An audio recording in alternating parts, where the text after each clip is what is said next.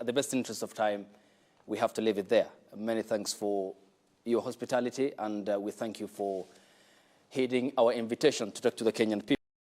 Of course, because of their extensive nature, they can't be done within the time frame allocated always on television, but we appreciate your company and your availability, and we look forward to many more engagements. Asante sana. Thank you very much, ladies and gentlemen. And this is not right. You are not gender sensitive. Next time you have an interview with me, if you are not gender sensitive, I will not allow you in, even if you accuse me of not respecting press freedom. I think you guys have been criticizing us. Thank you. For the two-third gender rule. Asante. And here you are practicing discrimination. But I want to thank you for the interview. Okay. And we respect press freedom. Yes. And we ask you to be objective. Well, that is be fair. The surety that Kenyans are waiting for. Asante sana. Thank you so much. To Nanso Kware, my colleague from the Kenya Broadcasting Corporation, Jesse Rogers from KTN News and Standard Group Limited by extension, Duncan Haimba from Nation Media Group, NTV, that is Giverson Minor from K24 and Media Max, and Eric Monene from TV47 and Radio 47 as well, set for launch tomorrow. And thank you to Your Excellency for your time and company. Thank you to you too, the Kenyan people, for watching. We aspire to be objective, professional, as we are your avenues for getting information from Kenya and across the world. And we aspire and pledge to hold those in power to account, since all power and sovereignty belongs to you, the Kenyan people. Thank you for watching, and have a good day. Every time there is a meeting in Murang'a, he turns up drunk, becomes unruly, and the security personnel, just as the media have a job to do, they also have a job to do to protect the person they have been assigned to protect. Thank you. Na Mheshimiwa Naibu wa Rais, tukisalia tu kwenye hilo swala kuhusiana na uhuru wa vyombo vya habari, unahisi ya kwamba maneno ambayo yanatumika na wale viongozi ambao wanasema ya kwamba wanahabari pengine wana kasoro fulani ni maneno ambayo yanafaa? Kwa mfano, unapotumia maneno kama cartels ama hiyo kucrash, unaona ya kwamba pengine mnastahili kutumia njia gani angalau kupeleka malalamishi kwa wale ambao wanastahili? We'll continue talking about cartels. We know some of the cartels even own media stations. That we know. So it is absolutely correct when the media stations try to protect the cartels, because 2 media stations are owned by the very cartels we are fighting. And we are going to fight these cartels because we have a responsibility as leaders of this country to make sure that we protect the farmers from exploitation. We make sure we protect consumers from exploitation by cartels who had been perpetuated by state capture and conflict of interest. So we know that 2 media stations are owned by the very cartels we have a problem with. Okay, but Deputy President, Excellency Gachagua, you are in position of power as the second senior most employee, and that mandate you enjoy from the people. Have you lodged complaint as per the laid down procedures, for example, institutions within the media framework? I mean, there is vagueness about people you want to name. You are saying issues of cartels, but have you followed the right procedures and channels as laid down in law? I am a leader in this country. One of my duties is to comment publicly about the issues that I think I need to comment on. I have no faith in that mechanism, because that mechanism that regulates the conduct of the media watched as the media went rogue, as the media became biased against William Ruto and I, and they never raised a finger. So asking us to go and complain to the Media Council is a waste of time, because when the media went against us, you know, bare knuckles, headline after headline, calling us thieves without evidence, calling us all sorts of names without evidence, we did not complain because it would have been a useless venture to complain. All we do ourselves are answerable to the people of Kenya, and our bosses are the people of Kenya. So what happens when we find something that we don't think is right? We tell the people of Kenya and we leave it at that. Thank you. Unfortunately, that is the rule of law. So are you saying you will disregard the rule of law? Because the rule of law says if there are issues, you follow the channel and raise with the media. Once we raise the issues to the public, we consider the matter as good as prosecuted. In fact, we have done well. That is why we are raising the issues, which means our concerns have started being addressed. You decide what to do. You may have a matter with somebody, and you may decide just to talk to that person and not pursue him in court. In matters media bias, we will raise it with the people of Kenya. When we find you have gone out of the way we will raise it with the people of Kenya. And I want to call out the Standard newspaper. They owe the office of the Deputy President an apology. And I would like to explain. Regarding Gachagua, as Deputy President, has not requested for any money to his office.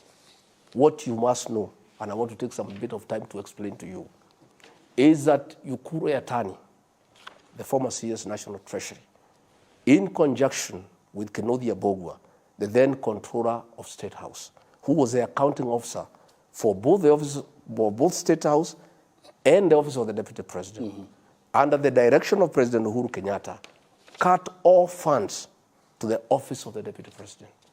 For 4 years, President William Ruto, then Deputy President, fueled GK cars from his own pocket.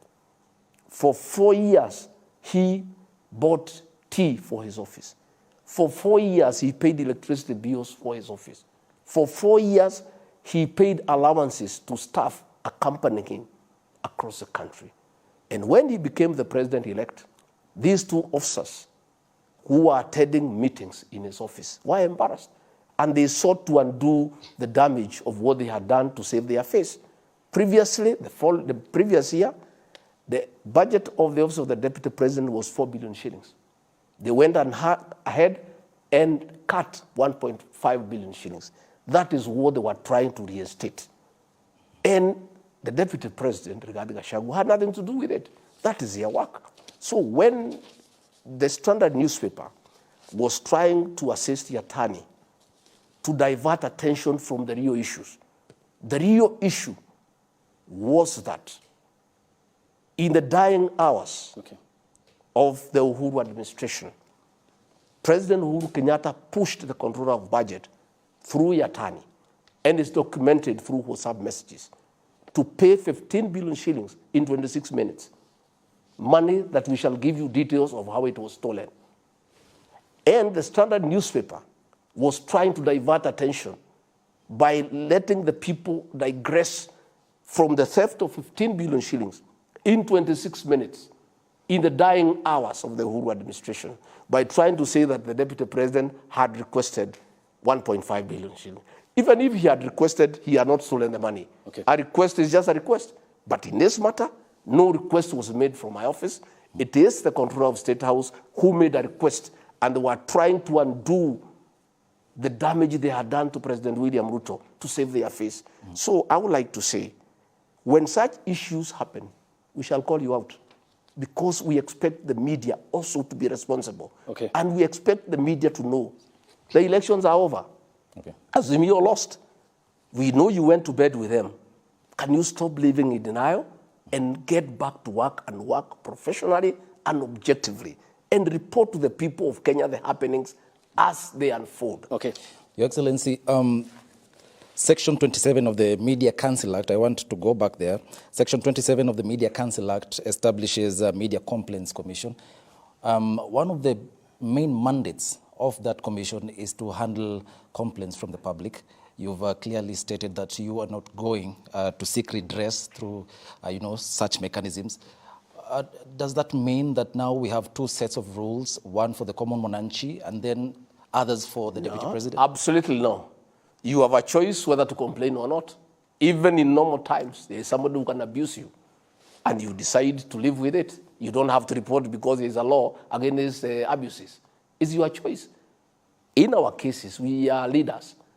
Once we have let the people of Kenya know that the Standard is biased, we leave it there. It is the people to judge. And the fact that you guys now are feeling it is very good for us. It's very good for our democracy, because we are having this discussion. You expect to be biased, to be subjective, but you don't want to be questioned by anybody. Yet, every day you hold us to account. You hold everybody to account. You don't have that preserve. That is only you who can hold others to account. The media too must be held to account. And we'll call you out when you become biased, when you are not objective. We have a right as leaders, as a country, as a people, equally to call you out. Excellency, before we move to the next itemized agenda, which is on governance, one final question on this. We are a democracy, and you have stated that. You have the right to be offended and the right not to be offended in democracy, because we are a secular society. And the media professionals have largely adhered to the code of principle and ethics, which is objectivity and the right to fair coverage for all the parties. You have talked about crushing in terms of political. You have said you will not complain as per the laid out procedure and that you will complain to the people. The people voted for the Constitution, which provides for that avenue. We are still hanging, there's something loose about it. Are you assuring the Kenyan people that the freedom of media in Kenya is here to stay for this administration? The freedom of media is here to stay, but you are saying that you have done objective and fair coverage. That is a lie. During the last election, in Citizen News, they would give Raila Odinga 20 minutes and give President William Ruto 3 minutes. We complained, we stopped complaining because nothing was being done about it. Raila Odinga was being given free live coverage. 5 days before the election, on Saturday, I think the 6th, I approached Inoro Station. I said I want to buy live coverage. They charged me 4.6 million. I said I'll pay. On the last day, they said, no, we can't give you live coverage. Okay. Keep your money. Thank you. And I was paying for the space. Because Uhuru Kenyatta knew that if I had 2 hours on Inoro TV, 5 days before the election, I would talk to the Kikuyu nation. Thank you. The media has not been fair. It has not been balanced. Probably now that we are having this conversation, all right, it is about time that the media consider that these airwaves that you enjoy belong to the public. Thank you. You have a responsibility to provide fair and objective coverage to all political players within the Kenyan political